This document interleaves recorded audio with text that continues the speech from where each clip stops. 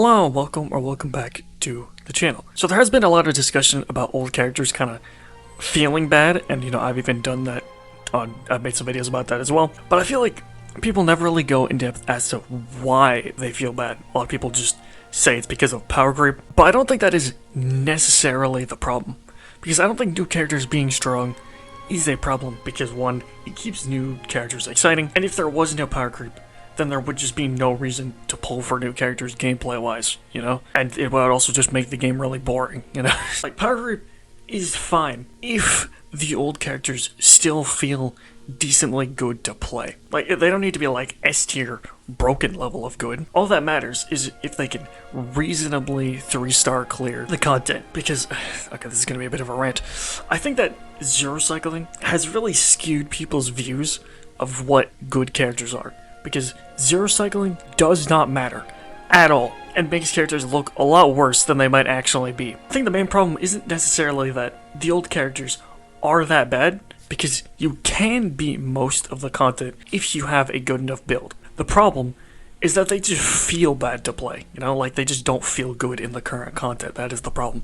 And I do think that there is a couple of reasons for that. One is kind of just a lot of the design of some of the old characters, specifically a lot of their traces, are just kind of awful. They're just not good at all. Like, half of them, it just feels like they had no idea what to do, so they just gave them a random, defensive effect that barely matters half the time. Like, Sealy, as an example, her A1 is when she's at 50% HP, she is less likely to be attacked by enemies. Why?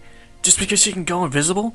But even then, it's not even going to matter half the time, because you might just get hit anyway, and also you're almost never going to want to stay at 50% HP anyway, so it's basically like you just don't have an A1. And Yanqing, as another example, when he's in Soul Steel Sync, he gets 20% extra effect res. Like, why? This one makes even less sense than Silly, because you never want to get hit with Yanqing in the first place unless you're using like a shielder or something. But also, most of the time you're just not gonna have an A1 if you get hit ever if you don't have a shielder.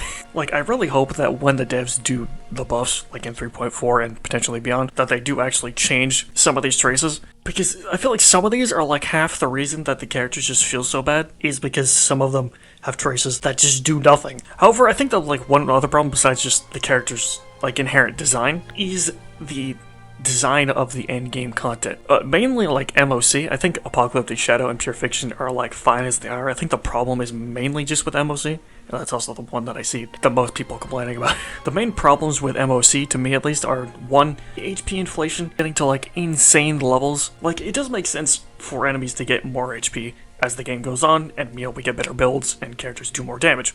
But the amount of HP and how fast it's going up just feels way too much, to the point where it's just kind of obnoxious, And two, the buffs mattering way too much. That's not to say that the buffs shouldn't matter at all. I mean, basically all of these games have buffs that benefit the new character. That's not a new thing. All of these games have that. The problem, I think, is how much the buffs matter, to the point where if you can't interact with the buffs because you just don't have the characters for it, you're probably not going to be able to beat the content unless you have an insanely cracked build. I feel like it should be somewhere in the middle, right? Where it should feel good to play around the buffs, and you should want to play around the buffs, but they aren't so required where if you don't have the characters for it, you're just kind of screwed, There needs to be some kind of middle ground. I think one good option would be to make it work like the other two modes, where you have an option of different buffs for each side, because it allows more characters to interact with them, and it just feels like a way more interesting system than just having one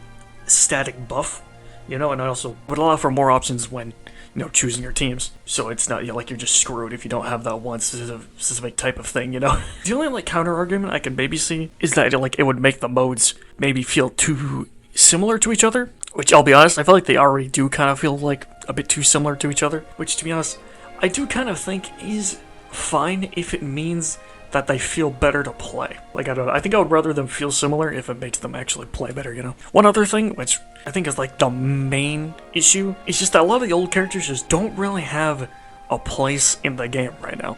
They don't really fit into any of the new teams, besides a couple of characters. There isn't much content that's really geared towards them, besides I don't know, maybe Pure Fiction for erudition units, but that's kind of it. And the newer characters just being way better against most of the bosses. I do think that the old characters should have some sort of place in the game, you know.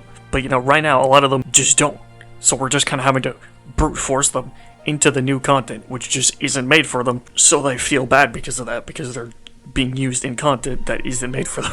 Now, I think a lot of these problems mainly apply to, like, the DPS characters. With, like, the supports, they can at least have some sort of place, since a team is always going to need a support. And healers, I think, are, like, probably the least affected by this, because as long as they keep you from dying, then it should be fine, you know.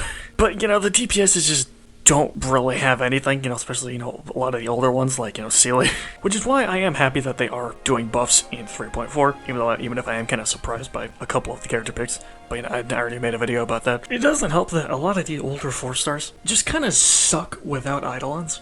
Like, Yukong, as an example, basically, like, needs E6 if you really want to use her well. I mean, even a lot of the newer 4-stars. I say newer when we haven't gotten one since, like, 2.5, but I digress. But still, they do feel a lot better with Eidolons. I mean, like, Gallagher, you know, doesn't have a cleanse unless you have Eidolons, which is kind of insane to me, but, you know, whatever.